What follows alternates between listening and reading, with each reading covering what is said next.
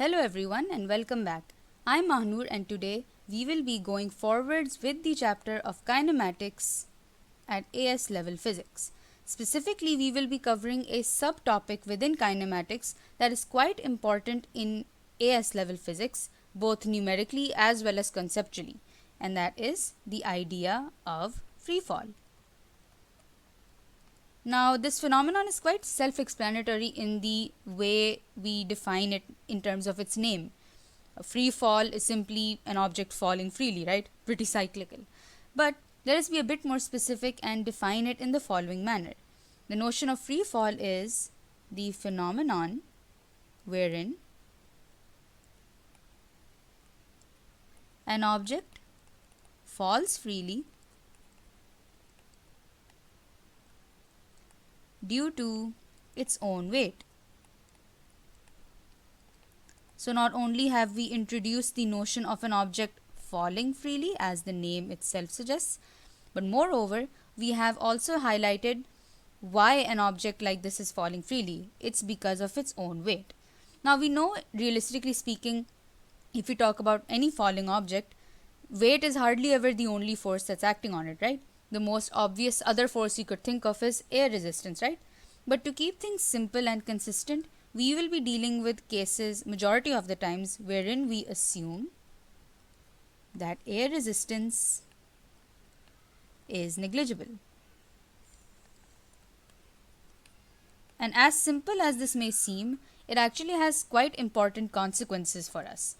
Let's actually describe that first. Suppose you have this ball right here that is falling freely due to its own weight. I'll symbolize that with W. Now, since this is the only force acting on this object, its resultant force must be equal to its own weight, right? Now, I could do a simple substitution on both sides of this equation. I could replace the resultant force with the definition that we had using Newton's second law, wherein we remind ourselves that the resultant force is simply mass times acceleration of the object. Similarly, I can replace the weight W with its own definition, which we recall as W equals mass times gravitational acceleration. Now it's just a matter of cancelling out the common factors of mass m, and we determine that for an object falling freely due to its own weight, its acceleration is exactly equal to the gravitational acceleration, which is constant for an object on Earth at 9.81 meters per second square. Not only have we introduced such an important constant in this scenario of free fall, but we've also concluded that for an object falling freely due to its own weight, such that there is no air resistance involved, we conclude that an object like that is undergoing constant acceleration. Now this should already excite us because we're quite interested in constant acceleration motions, because then we can easily apply all of our favorite Shewhart equations. Great. Now comes our next stage, where we will basically break down the description of free fall into different cases. And within those cases, we will first look at the simplest ones and see how do the Shewhart equations transform accordingly. And then for the more complicated free fall scenarios and cases, then we will focus more on how we can represent their motions graphically. So in that case, we will draw velocity time and displacement time graphs and look at their own subcategories as well. Great. Let's look at the first case, which is perhaps the most straightforward one. That is an object being dropped from some height h. It helps to draw this out first visually. So that would look something like this. So you have level ground here and you have some height here. I've represented that with h. You have, let's say, this green ball that is being dropped from this height. It falls down and then lands on the ground, right? Pretty typical stuff. Now let's denote all of our velocities that we have so far. We know that since this object is being dropped, that implies that you're basically letting it go from a stationary position in your hand. In that case, the initial velocity becomes 0. Next, we know that as it falls down, it continues to speed up and attains a new final velocity v, which would not only be non-zero, but it would be a maximum value also. Then we also know, and in fact we've just concluded, that since this object is speeding up to a new value of velocity that's larger than its original, we've already decided that the acceleration of such an object falling is constant at gravitational acceleration g. That I'll write as g right here. And then we know that there will be some time duration during which all of this occurs, and I'll write that as time t. Now let's see what our Szilard equations look like for this case. We'll look at them one by one. So our first Szilard equation was v equals u plus at, right? And now when we make all of the relevant replacements, we keep v as it is because that's the new final velocity. The initial velocity u is 0, and so that term vanishes. A can be replaced with g, and then you get v equals g times t. Let's look at the next equation, that is s equals half u plus v times t. S is the displacement, which in this case is simply the height h. Half stays as it is. The initial velocity is 0. So I'm only left with the term v.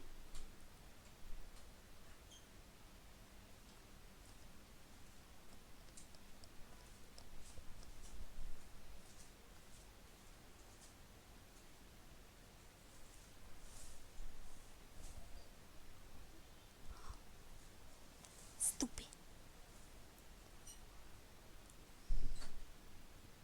Start. And then finally the term start. And then t stays as it is. So we get h equals half v times t. Next we have s equals ut plus half a t squared. Once again we make similar replacements. S is h. U times t vanishes because u equals 0. Then we're left with half gt squared. And then finally we have 2as equals v square minus u square, which with relevant substitutions becomes 2gh equals v square, since the u square term vanishes. So here are your transformed Szilard equations that can apply whenever you have a question where you have to consider an object that's being dropped from some height h. Now let's look at how we can draw the velocity time graph for such a moving object as well as its displacement time graph.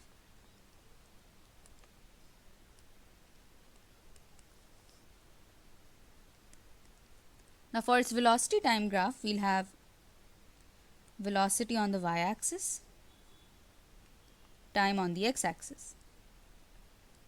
Now this object is starting off with an initial velocity of 0, so at time t equals to 0, the velocity starts at 0 since it's being dropped.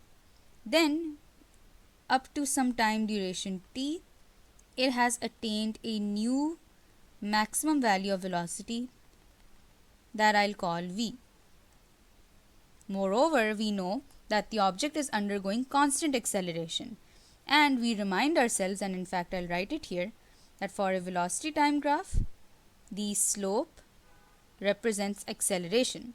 So in this case, a constant acceleration, which is equal to g, should be represented with a constant slope, which would simply be a straight line. Let's sketch that here, like so. So that is our graph that we have for an object that's being dropped from some height h. In fact, speaking of this height h, we can represent that height by this shaded region, since we remind ourselves that for a velocity time graph, the area underneath a graph line represents its displacement. And so this shaded region that I've highlighted yellow represents the height h. Now let's see what the displacement time graph looks like. Now here the shape that you draw for a displacement time graph really depends on where do you settle your origin. Most of the times the origin or the reference point or the quote-unquote starting point that we take for a displacement time graph is usually the object's own starting point. That's usually what you find in examinations as well, and that's usually the easiest to guess. But there can also be cases where another extreme position is taken as the origin. In fact, I'll draw both just so that you can see a variety of both.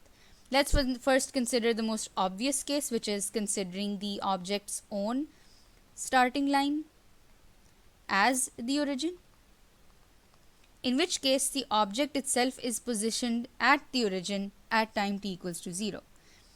In which case, for a displacement time graph, the graph line will start from the origin, because here at the very start the displacement is 0, and it's after some time duration t that the object falls down and covers a maximum height h. That would be somewhere here. Now as this ball is falling down and covering this new height h, its speed is definitely increasing since it started from a velocity of 0 and then reached a maximum velocity v. Then we also remind ourselves, and in fact once again I'll write it here, that for a displacement time graph the slope represents velocity. So at t equals to 0 you expect the graph line to have 0 slope, hence 0 velocity, and by the time it reaches its maximum height, a maximum velocity represented by a maximum slope. And so you'll connect these two lines by drawing a curve like this, right? Now once again I repeat, this graph shape works when you're locating your origin at the starting position. In this case, that's the top. What would this look like if I had drawn it from the case or from the scenario or from the point of view where the origin is now at the bottom? Well, things don't really change that drastically. In fact, let me show you what that looks like right here. Suppose now we have flipped the origin from here to, let's say, here. Consider this as origin number 2. In this case, the starting position of the ball is actually not at the origin at all, but rather is a height h meters away from the origin. And so at t equals to 0, in fact let me make it simpler and draw it separately. Now here I repeat, this is for the scenario where the origin is at the bottom or at the ground, you could say. In this scenario, I repeat, at time t equals to 0, the object is at a height h away from the origin, since we see that over here.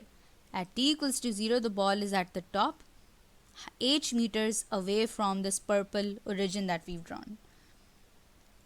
In which case, the graph line will start from here, and as the same amount of time t passes, what happens? The ball speeds up, yes, but is covering the same height h to approach this new origin. And so it lands right here. Once again, you need to show that at the very start, it has 0 slope to represent an initial velocity that's 0. And then by the end it reaches the origin, it has maximum velocity, in which case the graph curve we draw is something like this. Great. Now we've covered the first case quite extensively. Now we're ready to dive into the next case. Although the next case might not sound like it belongs as a part of free fall, but I'll still include it here only because it's merely an opposite of what we've been doing in case 1. In case 1, we were considering an object that was falling from some height h and then falling down. Here, we'll do the opposite. We're launching an object vertically upwards and then letting it reach a maximum height h. So I repeat, an object is launched vertically upwards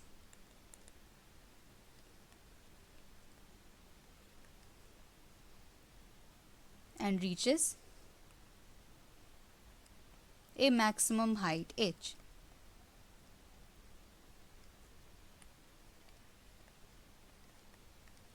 Once again, we'll draw it first. Here is the green ball that's being launched vertically upwards. This time the initial velocity obviously can't be 0, so I'll represent that with u. It covers a maximum height h, goes up, up until it reaches the very top. Now when it reaches the maximum height, it stops there momentarily, and it has to, because if it keeps on moving, then it's not a maximum height at all. That maximum height is reached when it eventually stops at that point, which is to say that at that peak, its final velocity is 0. Now we can clearly see that with that initial velocity that's non-zero and maximum, the object has that initial non-zero velocity and is slowing down until it reaches a final velocity of 0.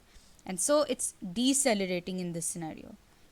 However, despite there being deceleration, the rate of that slowing down process will actually be the same.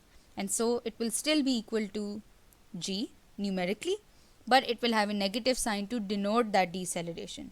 And we know all of this will occur in some time duration t. Now let's see what do the Szilard equations look like now. Let's look at the first one. V equals u plus at. Plugging in all of our numbers, we get 0 equals u minus gt. Adding u to both sides of the equation, we get u equals gt. That's our first equation. Next we have s equals half u plus v times t, which in this case becomes h equals half u times t, because v is 0, v being the final velocity. Then you have s equals ut plus half at squared, which equals h equals ut. Now this time a will be replaced with minus g, so minus half g, and then t stays as it is. Here ut doesn't vanish since your initial velocity is not 0. Then finally we have 2as equals v square minus u square. Now this turns into minus 2gh, since a is minus g, s is h. V is 0, that's the final velocity, so you're left with minus u square. The negative signs cancel, and we're left with 2gh equals u squared. So they're slightly different from the equations that you have in case 1, but they're not all that different either. Great. Now let's revert back to velocity time and different displacement time graphs here as well. Starting things off with the more straightforward velocity time graph. Now for the velocity time graph, we have once again velocity on the y-axis, time on the x-axis, then you have the origin here. Now at the very start, it doesn't have an initial velocity that's 0, but rather a maximum value. So we would represent that here somewhere, initial velocity u. Let me highlight this with a different color. Here. Now with some time duration t, it has reached a final velocity of 0. And all of this has to happen at a constant manner since we have constant deceleration involved. Since there's constant deceleration, the slope here should be negative and constant. So not only will we have a straight line, but it will be one that is tilted downwards. Oh, bad. Let's try it like so. Here too we can represent that maximum height reached by simply taking the area underneath this graph line. In fact, one thing if you notice over here, and you might have noticed that in case 1 as well, if you do write an expression for the area underneath this curve, so this yellow portion, it's basically the area of a triangle, which is to say half times the height, which is u, times the base t. Notice how you've already expressed this equation right here. Same thing here too. H over here would be half Vt, which is something you've already computed over here. So if anything, we know we're completely on the right track. Now let's see what do the displacement time graphs look like. Once again, I'll treat the two cases separately. I'll first draw one where I place the origin at the top and then at the bottom. Let's draw the red graph line by placing the origin at the top. Let me label that as the origin. Now, in this first case, you have the ball starting from the bottom. And when it's starting from the bottom, it's about h meters away from the origin. And so, at t equals to 0, it will be h meters away. So your graph line will start from here, and as it as it rises up to a maximum height, it's actually approaching the origin, in which case it approaches the origin after some time has passed and so reaches this point. Now during this point, what's happening to the velocity? The velocity is decreasing from a maximum value all the way to 0. So we expect the slope of this displacement time graph to also reflect this. It should be maximum at the very start and then 0 by the time it reaches the origin. And so the graph line we'll draw here will be like this. This is when your origin is at the top. Now let's see how things look like when the origin is at the bottom.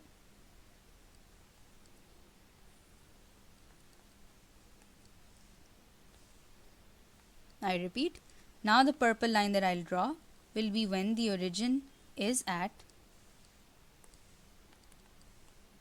the bottom. When you draw a graph line for this kind of an origin on the displacement time graph, the ball itself is now starting off when it's placed at the origin. So at time t equals to 0, it's already present at the origin, and after the passage of some time t, it will have covered that maximum height h. And in doing so, it's once again slowing down to a stop. So at time t equals to 0, it has a maximum velocity, and by the time it reaches that maximum height, it becomes stationary momentarily. And so the graph will be curved like so. Great. So if anything, the curves are representing there's definitely acceleration involved. Great. So we've covered the first two cases very clearly. Now we look at the third case, which is actually merely the first two cases bunched up together. Not only are they bunched up together, but they're following one after another. Let me write this down first, and then this will make more sense. I repeat, the third case is merely an object being launched vertically upwards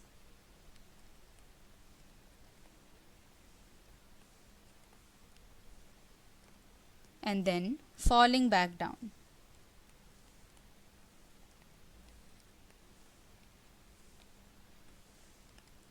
Diagrammatically, it's merely the second case followed by the first case. You have the second case where you have an object being launched vertically upwards with some initial velocity u, going up, reaching a maximum height h, stopping momentarily at the very top for perhaps a second, maybe even less than that, and then it returns back down. And since there is no air resistance and there is no loss of energy involved, it will fall back down with the same final velocity as it had at the very beginning. only if there's no energy loss involved. Energy loss involved. And since we're considering the scenario where the air resistance is negligible, then this works perfectly well. And since air resistance is negligible, we know how we need to mention constant acceleration.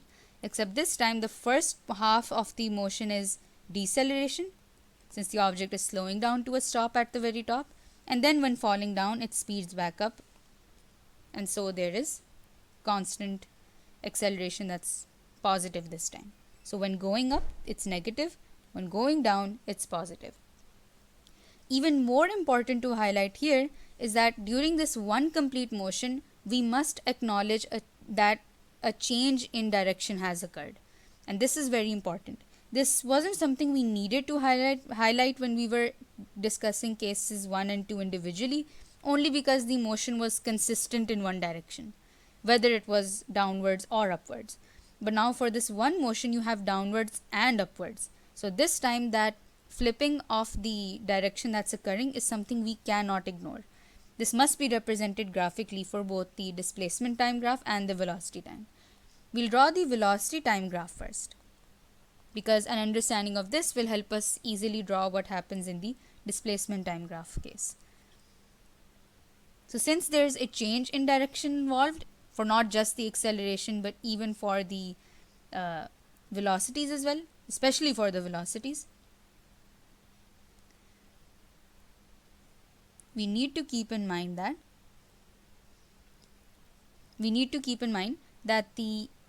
we'll basically have to include both positive and negative axes, or both positive and negative values of velocity on the y-axis, and time will stay like this, right? Now let's start things off by basically taking it from the very top. At the very beginning you have an initial velocity that's not zero in fact, and is actually non-zero, and a maximum value at u.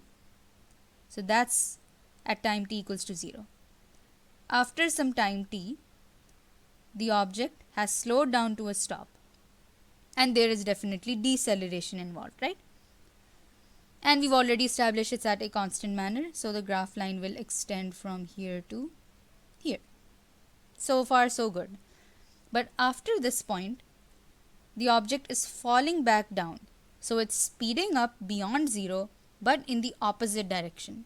So you must show this increase in velocity not by taking it back up to the positive axis, but rather continuing this graph line into the negative axis, so that after the same amount of time t, it has reached a new negative value of velocity, which is negative compared to the one it had before. And so this graph line will merely continue. Notice how it continues, because the magnitude of acceleration is still the same. But why is it that in this downward portion you have negative acceleration or negative gradient, which in itself represents negative acceleration, but here we had positive? Well, that is because of the change in direction. If this were moving upwards, then this might have very well been a graph that kept on curving upwards. But in this case, while yes, the object is accelerating at a constant manner, so it's a constant slope, but there's a change in direction that has happened. So that is acknowledged by keeping the gradient negative and in continuity with the graph line we had drawn before. So this blue portion represents deceleration in the upward direction,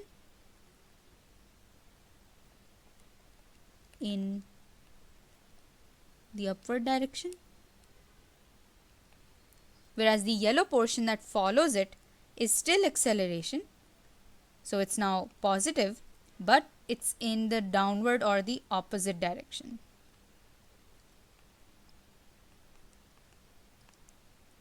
And now up to this stage, the height h can be represented by any one of these two triangles. So it could either be this portion or it could be this portion. Any one of these represents h equally well. Right? But otherwise, if we look at it very simplistically and just ignore all of these fancy colors, it's simply a straight line going from that maximum velocity u from in the positive axis stretching all the way to the same value of velocity u in the negative axis. Now let's see what happens to the displacement time graph.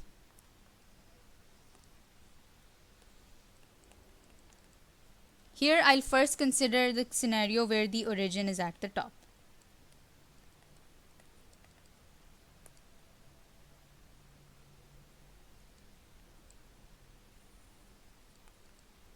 S and 0.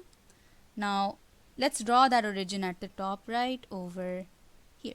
In fact, let me make this diagram less messy and draw it over here. That will be far easier. So you have that ball launched upwards with that initial velocity that's non-zero and maximum, goes up, reaches a maximum height h,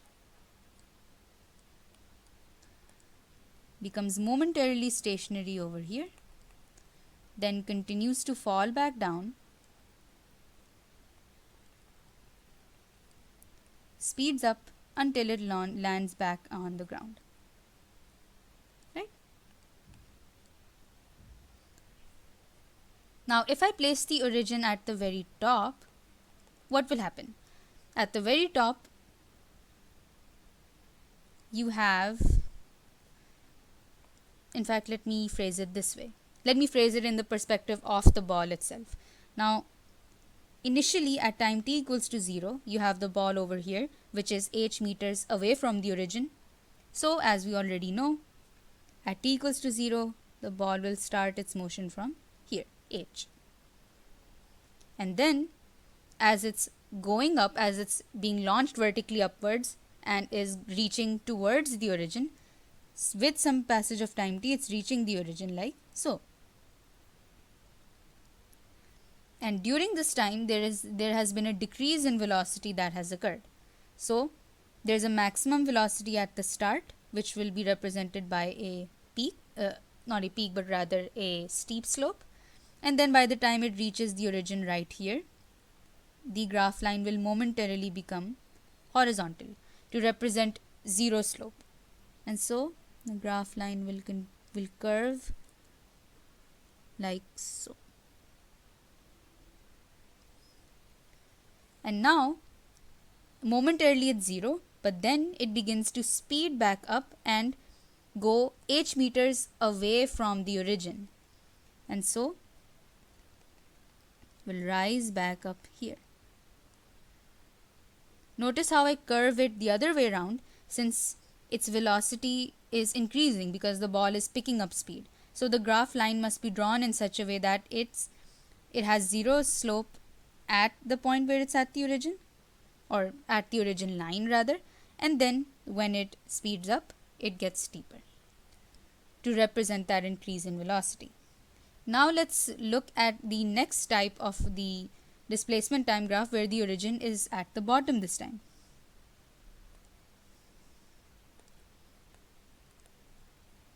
Origin at the bottom. Now we have what kind of a displacement time graph?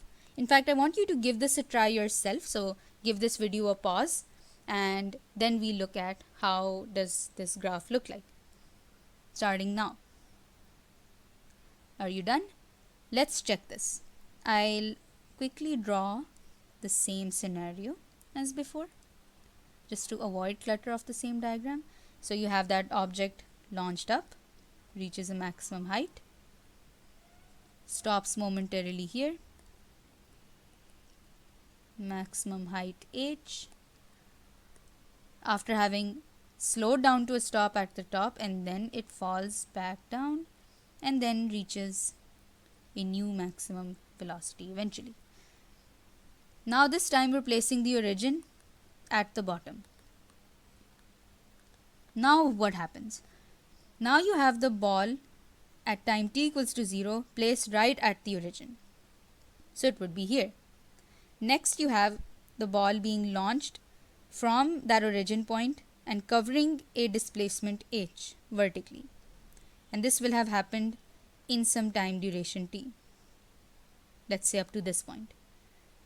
Moreover, the ball is slowing down from a maximum value at the start. So the graph line is maximum at the start.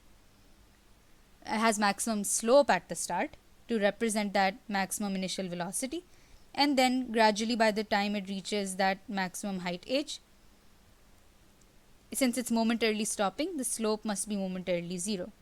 And so the graph line will curve like this. And now you can guess what will follow later. Because it's falling back down and covering the same displacement h, you'll draw that line after some time d, you will continue that line back to the origin, and the curve will be drawn in such a way that initially its slope is 0 at the very top or at that maximum displacement of h, and then as it's going down and reaching the origin after some time duration, as it's falling back down, it will speed up, and so the slope must be drawn in such a way that it's curving and increasing its own slope. Well done. So we have looked at the third case, which is just an amalgamation of the first two cases, and you might have felt that it was very easy to understand this since we have already understood the first two cases so well. Now let's finally wrap things up by considering the fourth and final case. This is basically an extension of this third case, where over here we were merely considering this ball that had been launched vertically upwards, reached a maximum height, and then continued to fall back down, and only really collided with the ground just once. Let's extend this and imagine that upon collision with the ground, the ball does lose some energy. So now there is some energy loss involved. Maybe it's due to sound, maybe it's due to heat. No matter what's the source, suppose now there is some energy loss involved such that it bounces back up to a new height that is lesser than before. So now we're basically considering the scenario of an object rebounding, and rebounding in such a way that its new maximum height is lesser than its original. That is basically case 4, which is the third case extended. An object falling down such that it rebounds to a new height, a new and more specifically lesser height. We'll denote that initial maximum height with capital H and the new height with a lowercase h. So let's draw this out first just to get a better understanding of what we're dealing with. So you have this ball that is initially launched with initial velocity maximum. I'll represent that with u.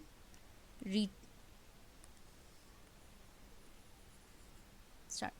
So we'll consider this ball that is being dropped. We'll in fact consider the case explicitly where it's being dropped at a maximum height h.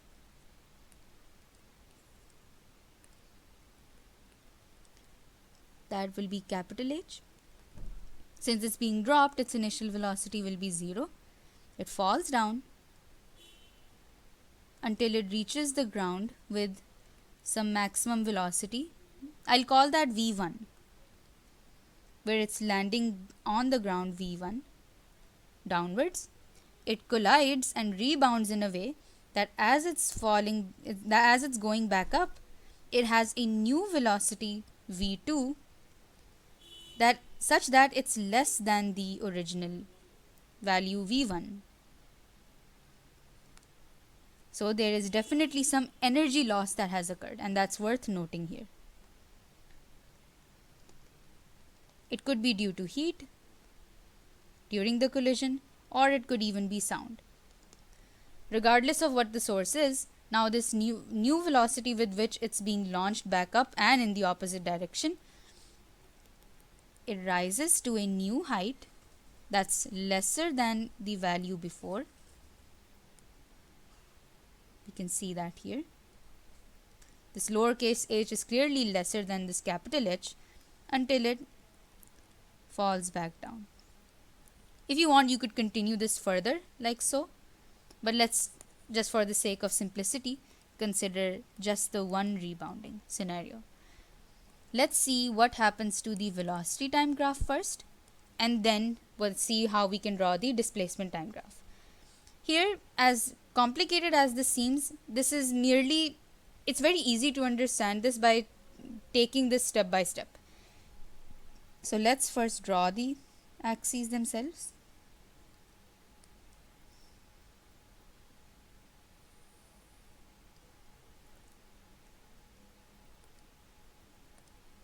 I'll draw the time axis here.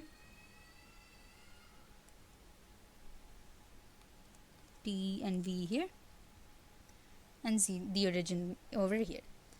Now at the very start, at time t equals to 0, the ball starts with an initial velocity that's 0, and after some passage of time, the ball has reached a maximum velocity of v1.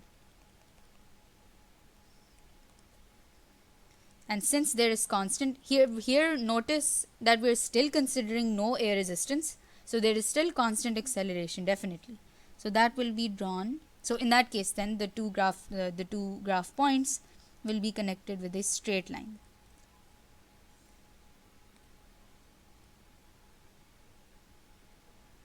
Like so. Now let's look at the stage where a change in velocity has occurred. Now there are two kinds of changes that are occurring. There is a change in its magnitude from v1 to v2, and more importantly there is a change in direction as well, since the ball was colliding downwards and then when it's rebounding it's going upwards. Since it's going in the opposite direction, that means this new value of velocity must be sought after in the negative axis, and more importantly this new value of v2 must be smaller than the value v1. So that new value of velocity will be somewhere over here.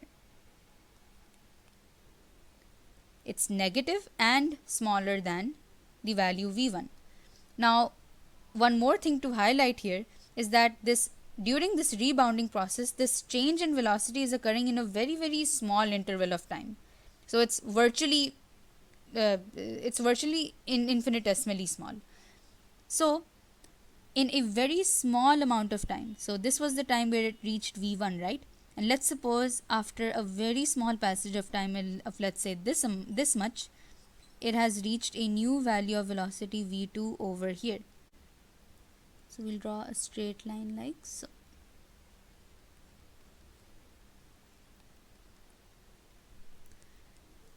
Next, we have this ball. After having rebounded to a new value of velocity v2, it's going in the upward direction and slowing down to a stop when it reaches this new height h, lowercase h to be precise.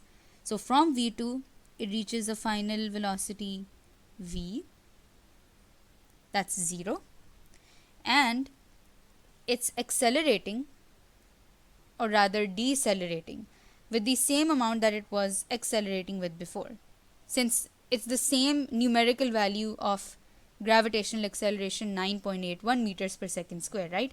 And we've been maintaining that throughout. So whatever slope you draw here from this point to this point must be such that it has the same slope as this line. So in that case, we'll simply mimic the slope and draw it like so. And after having reached a velocity of 0 at the very top at this new height lowercase h, it's falling back down to attain that new final velocity. I'll call that v2 over here, since there's no air resistance and there hasn't been any loss in energy while it's in the air. So it will have the same velocity as it had before. So at least during the time it rebounded. So v2 will locate right over here. Roughly speaking, suppose it's right here. And notice how we are now drawing this graph line at the positive axis, because v2 by the time it's landing here is in the opposite direction as the v2 we had at the start. And since it's the same graph line, it must be continued with the same slope, which represents the fact that there has been a change in direction going from upward to downward, And so, and this acceleration is still happening with the same rate or the same amount.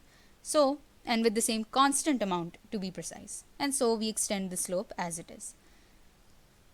Then if you want to, you can definitely continue this rebounding process by drawing the same kind of jagged line. So it would merely be this. The new velocity, let's suppose v3, would be somewhere lesser than v2, and then you could basically continue it onwards, right? Now, graphically, how we can locate capital H and lowercase h is the following way. The first displacement that the ball covers from 0 velocity to a maximum v1 velocity is this area.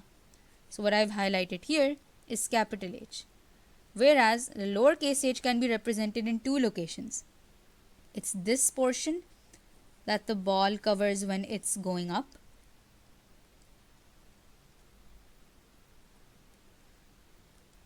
So this is when it's going up.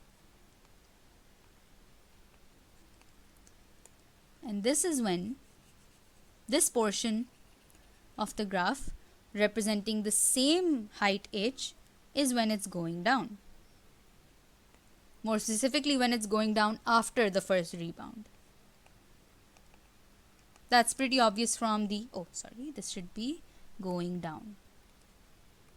And this is quite obvious based on the description we had drawn with this red line, right? So this kind of a sawtooth kind of a shape is precisely what you can draw and expect to be tested upon when considering rebounding scenarios of free fall. The last thing that's left to cover is the notion of displacement time graphs for a rebounding scenario like this.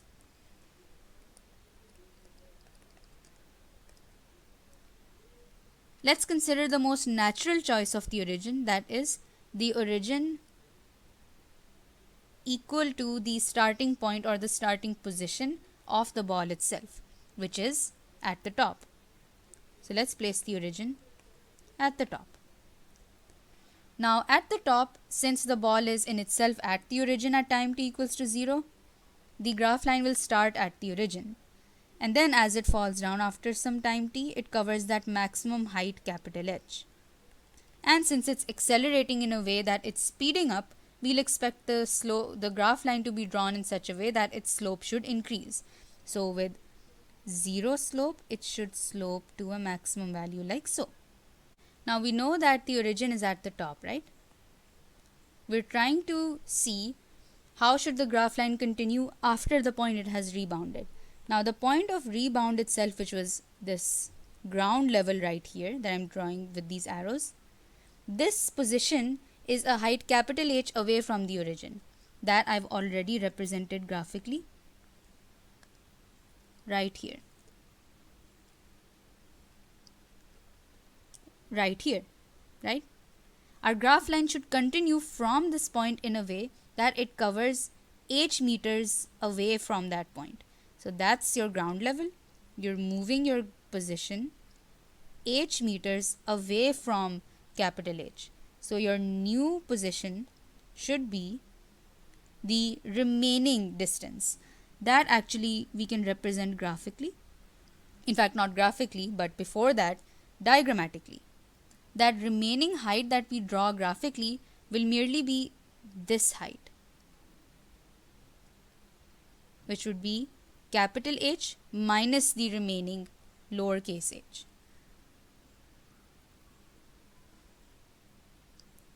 So that will be drawn over here as capital H minus h. Let's locate that over here.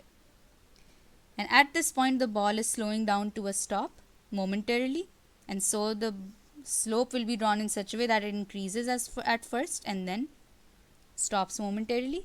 Then it's falling back to the ground level. This is my ground level. I'll in fact denote it here. And so it's returning back to the ground level in such a way that it's speeding up. And so we've drawn our displacement time graph. Here we could continue this for more rebounds by continuing the graph line like this. Notice how the peaks get smaller because the remaining distance away from the origin at the top keeps on increasing, and the remaining height of the ball itself that it has to cover keeps on decreasing. So as an exercise, I wish that you would consider this as a practice of sorts. Try drawing the same kind of a displacement time graph for the same scenario that I've drawn above, but this time for the case of the origin placed at the bottom. You should be able to do this on your own, considering that we have covered both cases extensively in all three cases that we have done before. And so it's now here you can see truly the power of kinematics, where we were able to conduct a hefty amount of numerical or quantitative analysis of free fall by seeing what the Shewhart equations appear to be like that we had done in both cases 1 and case 2. Then we extensively conducted a qualitative analysis of free fall and different cases of free fall by seeing what their velocity time and displacement time graphs look like. And so, no matter how difficult of a scenario you're given, you should be able to very sufficiently draw their graphs of motion and also understand what equations will work when. So, do go over this once more. This seems tricky at first, drawing so many fancy curves, but the more conceptually you take this, the more comfortable you'll get with this. And soon, these exam questions that you'll encounter will be a piece of cake. Well, thank you.